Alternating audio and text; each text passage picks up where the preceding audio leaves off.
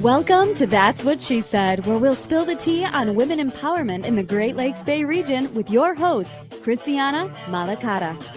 Hi, everyone, and welcome back to That's What She Said with me. My name's Christiana Malacara, and I am your host. And I want to say thank you. I know it. I do it every That's What She Said day. I say thank you for joining. Thank you for investing in yourself. Well, I want to give a special thank you to those who are on social media and really pushing us to be better, to like and to share our posts. We've been doing posts that are including words of encouragement, quotes from past guests, and then, as always, letting you know who our future guests are. And it really just I get giggly. I get excited when I see shared this many times, liked this many times. And it's not really looking for, hey, I got it going on. It's really looking for, this is great feedback. So stepping into that feedback portion, we're looking for feedback. What are we doing right? What needs some improvement? Do you have an empowering woman in your life that you're like, hey, she needs to be highlighted? Or maybe that's you. Maybe you realize, hey, the tables have turned and I'm that girl. I'm the mentor. I'm killing it. I'm doing well, which, yeah, let's toot the horn. You know, it's okay to celebrate. It is okay to celebrate.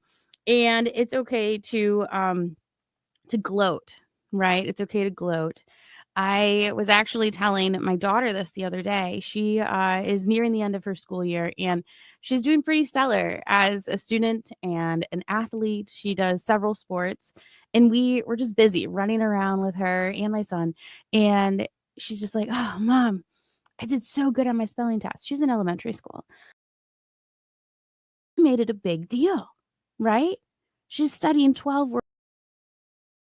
She's in school. She's doing all of these different things only in an elementary school dynamic, right? Learning to. And I kind of stepped back and she was like, it's okay. It's all right, Mom. You don't need to put it on the fridge. You don't need to, it's okay. I said, no, girl, let's celebrate this. So I took that further into my week, and there was little things that I did throughout my week, and I was like, let's celebrate it. So as we move forward through this week to our next That's What She Said day next week, think about what are the things that you could celebrate. Because when we're happy and when we're joyful, more good things happen because we feel good about ourselves. So think about that. What and who can we celebrate in the week to come? And today we have a wonderful guest with us who every time I see her, she's excited. I think she wakes up like, how am I going to celebrate today? I really do. But I'm certain my husband would disagree. We have Samantha Jones with us. How are you doing today? I am well. How are you? See, for those of you who are watching, she's glowing. She literally has rainbow earrings. How could you not celebrate life without rainbow earrings? Okay. So, Sam, how are you doing today? I am doing really well. How are you? I'm good. Thank you for coming on. Yeah. Thank you for being here today. Happy to be here. It's exciting to be able to share this opportunity with women who I see out in the community just like doing awesome things. Like you're just cool. Thank you. Yeah, she's cool. That's really kind of you to say. I know how I might know you in the several ways that I do. But for a listener who's like, who the heck is Sam Jones? How might the community know you? So you might know me from my career as a nonprofit professional. I've worked all throughout the Great Lakes Bay region. Starting in 2014, I ran a local Girls on the Run chapter, and then I moved over to the Mid-Michigan Children's Museum in downtown Saginaw. And then I ran a social service-based agency that serves the Alice population, Partner Shift Network, after that. And so I was an executive director for about 11 years, and that just connected me all throughout. I mean, from Gratiot, Isabella, up to Claire Gladwin, so all through Bay, Saginaw, and Midland. But yeah, I also live in Midland, so you might know me or my family because we walk downtown a lot. We live really close to downtown, and we just hang out at the playgrounds down there pretty frequently between Grove Park and Chippewa. So yeah, you might know me from there, but you might also know me from my career throughout the region. I love how that transitioned within just your first little bit here. You're like, oh, I did all these amazing things, executive director, 11 years, plus, this, that, and that. And then you're like, but I also walk with my kid, you know? like it was like one of our requirements was that we need to be able to walk to a downtown area and have some way to connect to our community in that capacity. So when we moved to Midland in 2018 from Mount Pleasant, because my husband and I met at CMU and lived there in Mount Pleasant for 11 years and then moved over to Midland. He's from Saginaw. That's kind of what brought us out here. But yeah, anyways, that was one of our requirements when we moved. We were like, we really want to be able to keep walking everywhere like we do in Mount Pleasant. Mm-hmm. It's just something we enjoy doing, and parks and playgrounds were another big thing for us. So, wow. But yeah, brings us to Midland. I'm currently the director of development at the Midland Area Community Foundation. So you might know me from that capacity too. Wow. You're just cool all the way around, like I predicted. Question, what did you study at CMU? Recreation, Parks, and Leisure Services Administration. What? Yeah. Okay. Recreation, Parks, and Administration. It's a Parks and Rec degree, essentially. Yeah. What do you study with that? I like to call it a business degree with a programming feel to it, because there's a few different tracks you can take. There's the commercial track. Now there's an event management one, which it was still coming up as I think a minor back then. And then I was outdoor and environmental recreation. And then my minor was in environmental education. So, yeah. This sounds like just fun. Like a fun degree to have. Like a fun it thing was. To study. And it opened me up to a lot of experiences that I wouldn't have pursued otherwise. I didn't grow up in a camping family, but once I started attending summer camp and doing a lot of things outdoors, that's a way that I found that I really like to push myself and try new things. So yeah, my dream then was to be a summer camp director, which kind of evolved over time. So how did you jump from this degree to the Girls on the Run? So when I did my master's, after our first semester, Central went through academic reprioritization, and my program didn't have enough students in it to continue. And I finished my undergrad in December of 2010, and I started my master's in August of 11. Okay. And so I didn't want to just retake courses I had just taken with an extra project or something. Yeah. But I was the graduate research assistant for the Sustainability Institute on campus. And that was in the same building as our public administration program. And we shared a hallway with the folks that ran public admin. And so I actually did all my coursework and everything in public administration, and still with a bit of, lean and connection to recreation. My thesis involved how non-motorized transportation could potentially affect economic development in an area. So that was directly on the non-motorized transportation pathways in Isabella County. Mm-hmm. But yeah, it was really just being involved and continuing to push, and I volunteered with a lot of different agencies. Special Olympics was one that's near and dear. I used to coach for Special Olympics, and I helped, just with a couple of event committees and things like that, just things a student or a post-grad could do.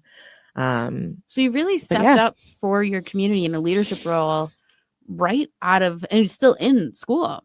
Yeah. Still in school. Mm-hmm. So you said you didn't really grow up being that camp girl. You weren't really no, I played sports. It was I was outside, but it was more sports. Yeah. Okay. Yeah. So you're integrated into teamwork, right? Yeah. We're a team player. We're a leader. I see you being the captain of any sport you're on. So I'm just going to say, see? Called it. Okay.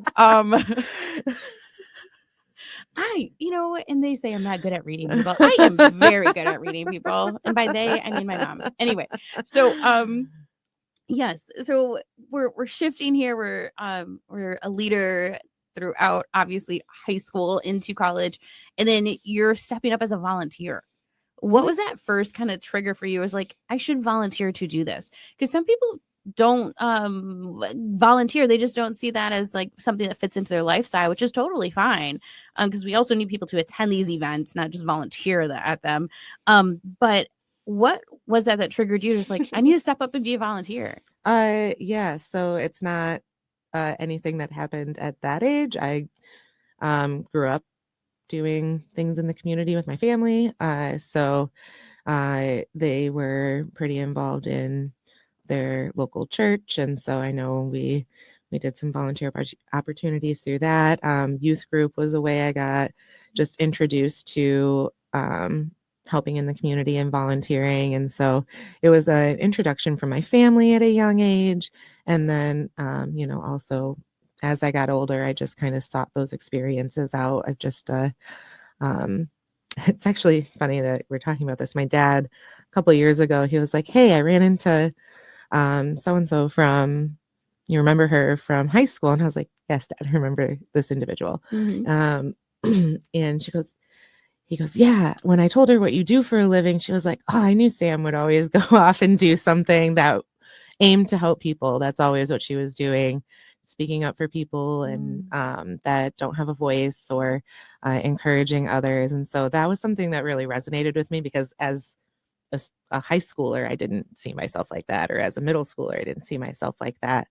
But this individual, I graduated in 2006, so 15-20 years after graduation. Has it been that long already? Saying, oh, okay. Thanks for putting that in perspective. Okay. I mean, whatever. Here to date just myself. A number. Yeah. Same. I also like to, one of my big things is, it's a privilege to age. So valid. Not everybody has that privilege. And so I like to just take it. And I'm always proud to be the age I am. That goes back. Okay. So we're going to take a little detour here and then come back to track. That's cool. No worries. Okay. Take me on it. We call it bird walking. Oh, bird walking. Oh, I love all these little sayings you have. Okay. So I started out by saying celebrate what is valid, right? Yeah. And so I'm saying it. I lie about my age, but I celebrate my birthday every year. So what it is you're right. We have this privilege of aging, and not everyone has that because of whatever reasons it may be. But it's worth acknowledging the fact that you have this day. Yeah. Right. And that your mother gave it to you. Right. And if it's just having a cake or just sitting down with yourself and just saying, today I'm resetting. Today I'm something new. I've done this again. Right. That act of celebration, as big or small it is. I encourage people to do that. Absolutely. Yeah. Absolutely. That's something my husband, I really appreciate about him, is every day is a celebration with him. So he can find a way to make any day something, fun and festive. Yes. And even if we're, kind of just in the mix of doing the same old routine, he makes every day a celebration and special. And so that's always something I've appreciated about him. That's awesome. Yeah. That's a good guy. Yes. So let's get off of our bird walk. Yep. So you said your dad ran into somebody, and this somebody was like, I knew she was going to do that. Yeah. Have you ever come across a time where looking through someone else's scope has really opened your eyes to yourself? I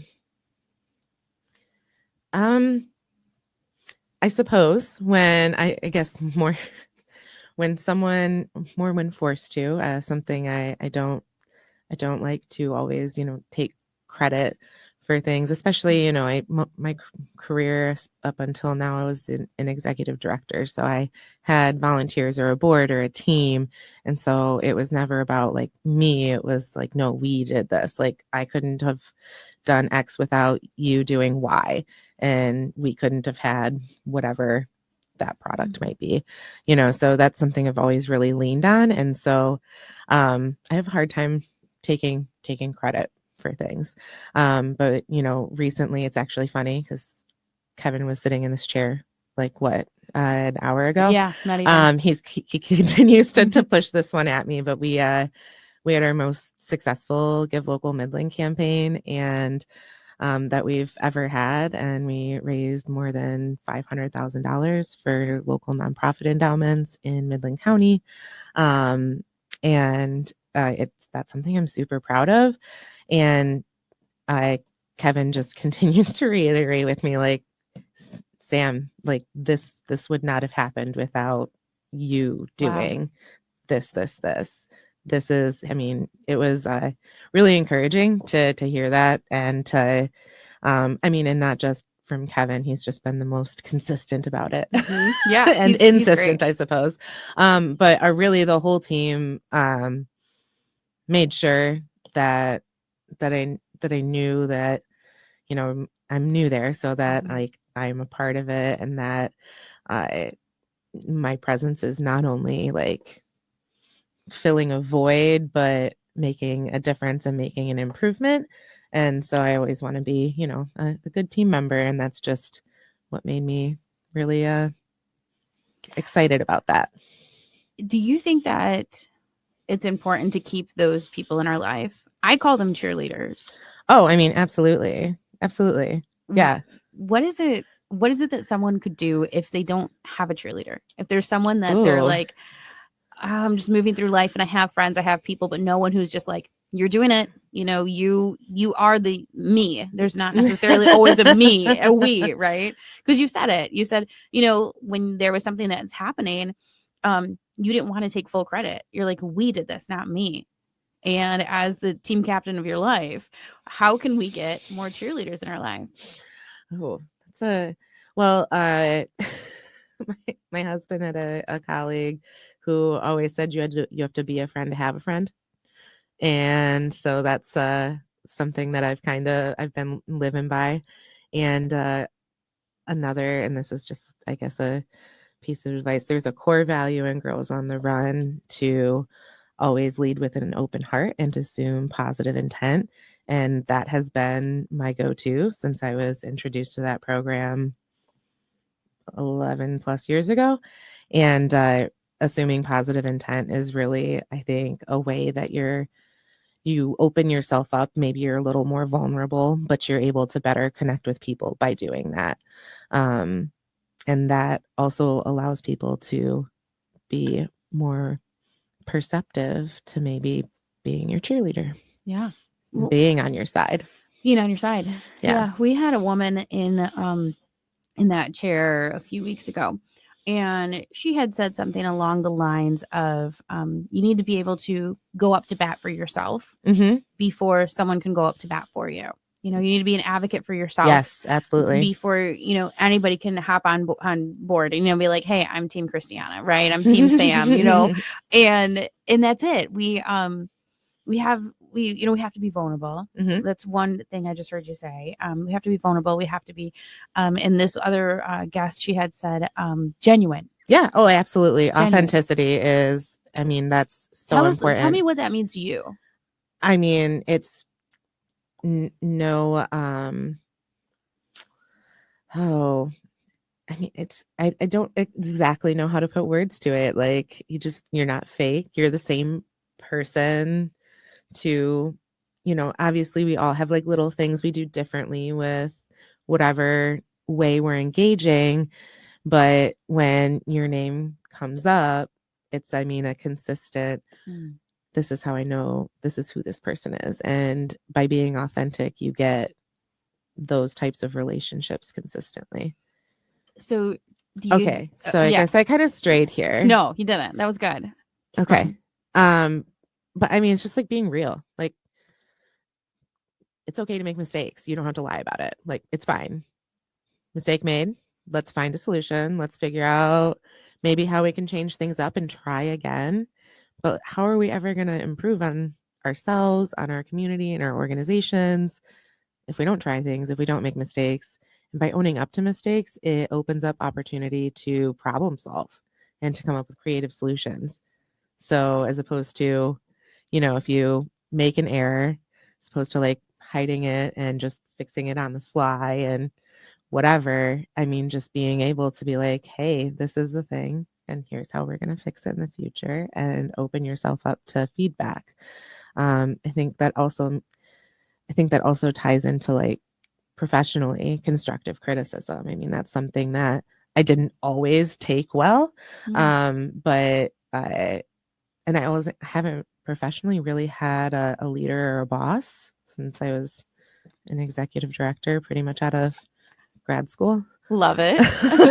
That's the gloating part I was talking about. Do it. Yes.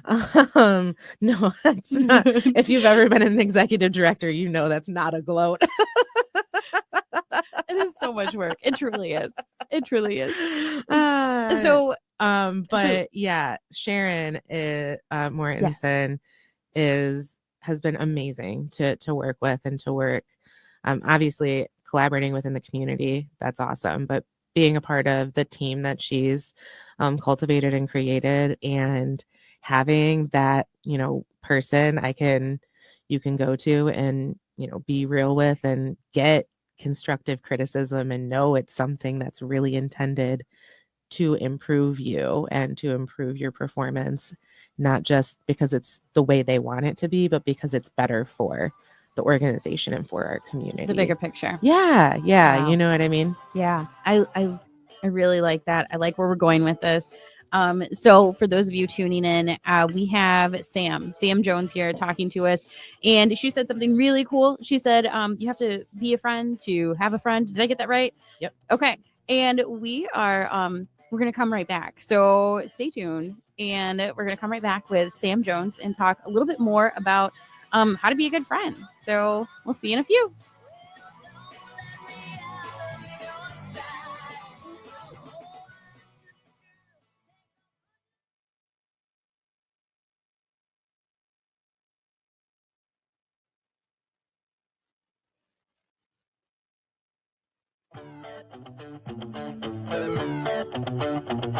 That's What She Said with Christiana Malacara is back. Now let's spill the tea. Hi, and welcome back to That's What She Said. Thank you for tuning back into the second half of the episode, where we have the absolutely wonderful Sam Jones with us. So if you are tuning in on That's What She Said Day, it is most likely on social media on Thursday at 1:30, Facebook and YouTube. If you are tuning in on the radio waves or on WSGW.com, you are listening on Saturday morning at 8 a.m. or on Sunday at 6 p.m. If you have these earbuds in and you are folding the laundry, doing the dishes, running in between things, and you're like, hey, I need a good podcast, you're listening to That's What She Said on the many platforms that we live on in podcast form, which would be Spotify, Apple, and Audible. Thank you. Thank you for the many ways that we have to tune in. My most favorite way is here in person. And we, like I said, we have a guest with us this week, Samantha Jones. And she was just sharing pieces of advice on how to be real, how to be authentic with yourself. And I feel like a lot of women, we lose that sometimes. And we're gonna talk a little bit more about that. So, hey, Sam, thanks for coming back. Happy to be here. So we left off by saying a couple things. You have to be a friend to have a friend. Yeah. And to be a good friend, I'm assuming you have to be real. Like you said, you have to be real with yourself. Yeah. In the last segment, I said something where I believe I asked you about looking through lenses of other people. Yes. And I think that, and this is just my opinion, I think that being a good friend means that the friends that you do have, if they were to all get together and talk about you, all good things, it would be the same. It might be the same. I think that might be kind of a misinterpretation. I suppose I was thinking more on like an overarching lens, Okay. Yeah. Is how unpack that. You're Tell me. known to carry, like, you said it when I came in, like I you said anytime you see me in a room, it's like bright, and Yeah. that's like kind of something that I hear a lot. And so, I'm kind of assuming that by forming authentic relationships in all these different ways throughout the region, that I'm carrying myself in the same way that I do in one space as I do in another space. So how would that be a common thing that I hear? Mhm. So that's kind of where I was leaning with it. Yeah. But we may have just... No, I think that's great. I think that's great. I think that women, okay, so now let's narrow this down to women. Okay. I think that women, we carry many hats. Mm-hmm. And sometimes, like, I can speak from experience, being a mother, and those first few years of motherhood, my identity was like, whoa, like, who am I? Who's this girl looking in the mirror? Don't know who you are. Physically, you're losing your hair. Yes. Like, it's ridiculous. It's an experience. It's an experience. She said it. Yes. But also, there's other ways that women lose their identity. You know, absolutely. Work, marriage. Oh my gosh, yeah. Within just pulling up trauma from the past, like all kinds of things. Oh yes. Motherhood is definitely not the only time that happens in a woman's life. If that is their... something that they even... Some women, and maybe this is just, the filters, but some women like glow are at motherhood. Like, they are rocking it.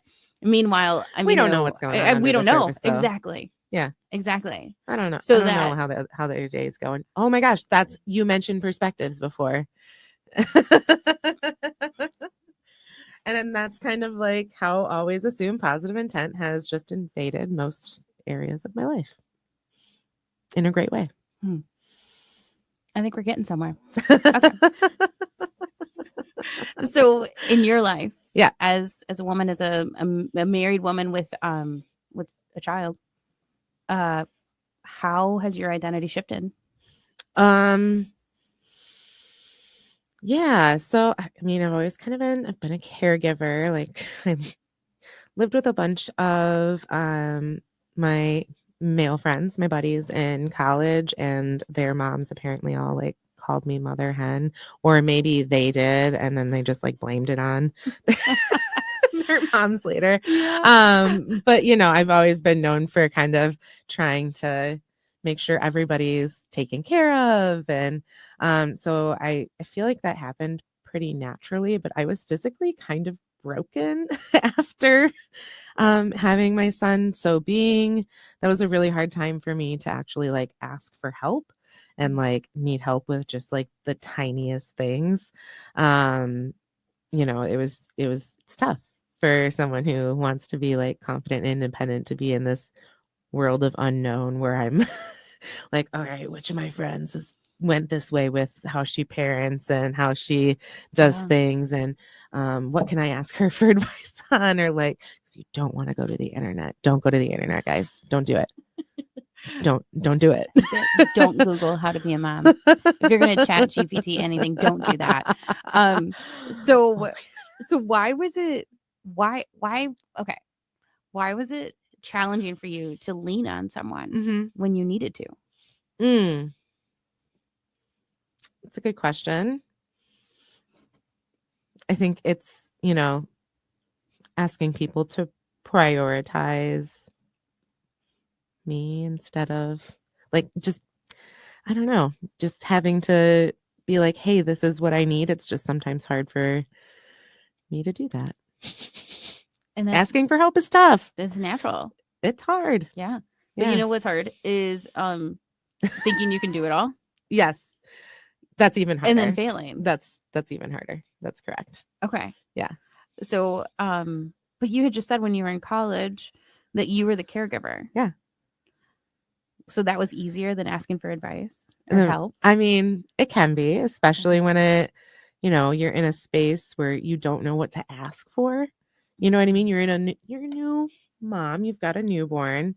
Like, I don't exactly know what I need when people are there to help me. It's hard to, like, okay, at 2 a.m. I could use you. My baby's leaking. Help me. But it's like the middle of the afternoon and they're napping and everything's, fine. Like, I don't know, it's just it's a weird time. And not that there wasn't help. I mean, everybody obviously was awesome and offered to help. It was more mentally that I had that block Yes. than it was that it wasn't there. It was there. Like all the moms, all the aunts, grandmas, They all stepped everybody stepped up. I mean, yes, it was amazing. And we had really excellent support. Our neighbors dropped food off. It was awesome. One of our neighbors mowed our lawn for the whole summer. Yeah. It was great. That is great. I mean, yeah. Shout out to Cam and Bria. Thank you. Yeah, shoot. That's awesome. I still remember, guys. And you never forget those things. Yeah. And that's another thing. I think when, something that I find myself doing when I connect with people is verbalizing how I thought about them recently, or, oh, this reminded me of that time you and I, and not being as, shy about it because I just don't care anymore. How, you're, how it is. You get a little older and you're like, it is what it I is. am who I am. Haters gonna hate. Getting today. Haters gonna hate. You keep doing that. Good for you, but not for me. Ooh. That's Amy Poehler. I can't take that one. That is definitely from her book. From one of her autobiographies or whatever they are, memoirs. Good for you, but not for me. Yeah. Okay, we need to mark that down. That's great. Because it's Yes, true. Please. That's what it was called. Yes, please. Yeah. It has a really cool cover with Yes, Please and pink fluorescent lighting, and she's sitting there pointing at it. Yes, please. Okay. Yeah. So okay, let's shift a little bit here. You said that you were instilled in a very young age to volunteer, give help back, people. help Yeah. people. Yeah. Where did that come from and why? My parents. I mean, my family. You've got a neighbor in need. You offer to help. I would watch the neighbor's kids so the mom could take a nap. You just did what you could. Someone needs something, you offer to help. And you say that so casually. And I've learned over the years that that's not the mindset of everyone. They just don't. I'm gonna step up and do that. I'm gonna shovel their driveway because I'm shoveling mine. That type of thing, right? Yeah. It's not everyone's mindset. And the fact that you grew up with that mindset, do you think that that is a pro? Is that a con? Oh, absolutely. Has it ever turned around and bit you before? Or? I mean, anyone who's, there's a difference between being nice and being kind. And I don't remember where I heard this, so don't put a quote on this or whatever. But being nice is doing good things and helping people when people can see you. And being kind is being nice and doing those things whether or not people are looking. So that's kind of, just one thing I really like to, it's never about getting credit or being recognized or whatever, or it's about just helping out the neighbor. That's interesting because I started out the show by saying it's okay to gloat. Yeah. But really, Sam says strategically gloat. My laugh must be blowing his ears up. But being strategic in gloating. I mean, I don't, maybe that's not the right way to say it, but there's a time and a place for it. Hey, anything can be celebrated. It's just about how you go about it, right? It's what you're meaning. We're talking about how we can celebrate every day. Maybe your neighbor needed help and your celebration is just that they don't have to do it. So to celebrate the victories, like your birthday. Right? Yes. Love my birthday. Love your birthday. Love it. Here for it. And to even be kind in that celebration, right? Yeah. To be considerate and genuine about these things. Yeah. Oh my gosh. In college, I was at a just friend gathering. It's just a bunch of acquaintances, whatever. I didn't know anybody very well. It was kind of like after undergrad when all your like tight knit friends have already left town and you're like still there. I remember those days. Yes. Yeah. Okay.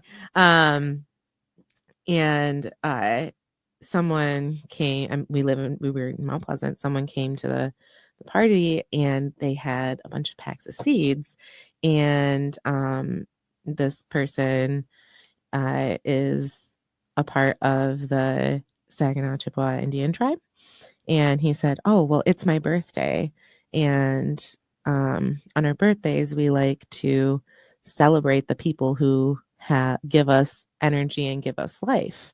And so he brought, and to help plant a seed and continue that energy and that love and that growth. So he gave everybody flower seeds, or there were other varieties and whatnot, but yeah, gave everybody seeds that was at the gathering. And it was just something that's obviously stuck with me since then. Yeah. And so yeah, I love that sentiment and kind of how that carries out.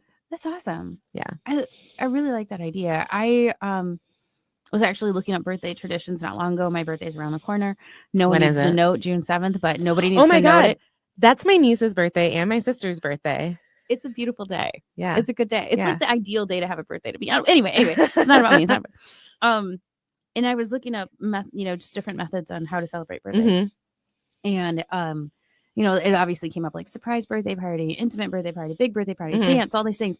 And then coincidentally, it took me to TikTok. Okay. So now I'm on TikTok and there was a scene. That is one area of the internet I have not ventured. Oh, you're good then. So, but I'll tell you about it. I get it like 7 months later on Instagram. There was a birthday tradition where it was the woman is sitting with her cake and she put the first candle down and then each of her guests received a candle and they would come light the candle off of hers and make a wish for her. That's cute. And then put it in the candle or put the candle in the cake and just say like, I wish in this next year that you have, no worries about this, or, I wish in this next year, a little kid came up. I wish in the next year you go to Disneyland, just like all kinds of things, but it was really emotional for me to watch because she had her grandparents there. She had her friends, her children, her spouse. And it was just like, wow, like it made me think that each year we make this, wish, right? If you celebrate in that manner, but there are people out there, these cheerleaders that are wishing good things for you too. And so it goes back to just, there's other people looking, there's other lenses that you're in, you're not the same person to everyone, but at the same time, these people wish you well. And it just really touched me. And that's how I got this whole kick of like celebrating. Anyway, it sounds like, and I'm going to pivot here, Sam. It sounds like your core memories and your relationships are very heavily leaned on friendships. Yeah. Is that a fact? Yeah. And I mean, even to the point where, cousins, siblings, like those are, very clear, like my first friendships, Yeah. deep rooted friendships. But yeah, you have your core group of people you can depend on and rely on, and they're whether or not they live near or far, they're always a text away. So it sounds like you pour pretty heavily into your relationships though. Yeah. I mean, even if we're at a more distant point, when I think of people, I've been really just in the last couple of years, instead of just like being like, oh, I thought of that person, I actually like try to get my phone out and text them like, hey, this made me think of you. Why do you do that? Well, it goes back to 'tis a privilege to age. So I don't know, like maybe I won't see you for another 6 months. Maybe I'll see you tomorrow. Maybe I won't see you again. But I, just continuing to foster those connections. Like if it's someone who's important to me, like I might as well tell them that they're important to me. Like you don't have to be shy about that. I love Pat. Has a group of, that's my husband. Yeah. He has a group of friends. They've been friends for years, like before high school. And yeah, they're all from Saginaw. Like it's a huge group. And they always like hug each other and tell them they love each other. And it's always really cool to see. They do boys' weekends together. Like it's great. It's so cool. And just seeing him have that type of support and that they've like I was looking back at some pictures and I'm like, this is so cool, you guys. You don't know, like from my dad always says stuff about it. He's like, it's so great that you guys have such a supportive group of friends. And I'm like, well, it's to be a friend to have a friend. And you create your own village. I'm learning that one too.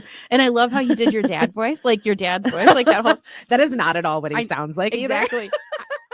But I was just called out recently on my dad's voice because my dad had told someone a piece of advice, which was my sorry, son. Dad. And I had my dad's voice too. And my dad's voice said this, and I had to relay the message. So of course I had to use my dad's voice. And my dad said, the paint buckets are too close to the furnace. You really need to move those. And so then, of course, my friend is like, is that your dad voice? I was like, that was my dad voice. Yeah. So, okay, let's, in the last couple minutes here, you pour heavily into your friends. I know it, which is a great thing. But how is it that you are able to fill yourself to be able to continue to do all these things within the community and your friendships and your family? What do you do for you? Yeah. So, I mean, I really appreciate my family and our family and friendships that we have. And I mean, I'm obviously not perfect. And I myself and another friend, we like to say we're recovering perfectionists. So we're realizing perfection is all subjective. What I think is perfect is not what you would think is perfect. So why bother trying to make something perfect if that's what it is? Anyway, so how to pour into myself. I really am I like to spend time reading, really spending time with my husband and Harrison, that's my son, and our niece Cadence, and really all of our family and our friends, spending time together, that really rejuvenates me. But yeah, just being able to disconnect. And throughout my career, I've gotten a lot better about setting boundaries so that I can effectively disconnect. And I find that when I'm able to do that, when I am at work, I am on.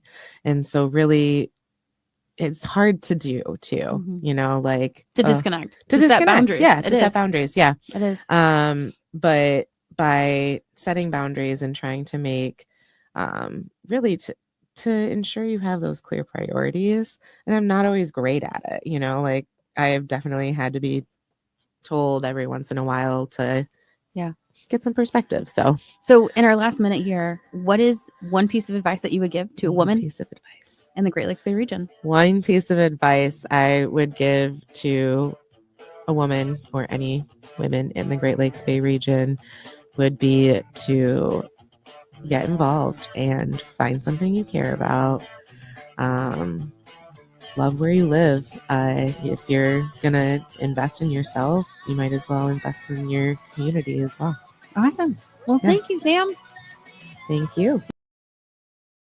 That's what she said.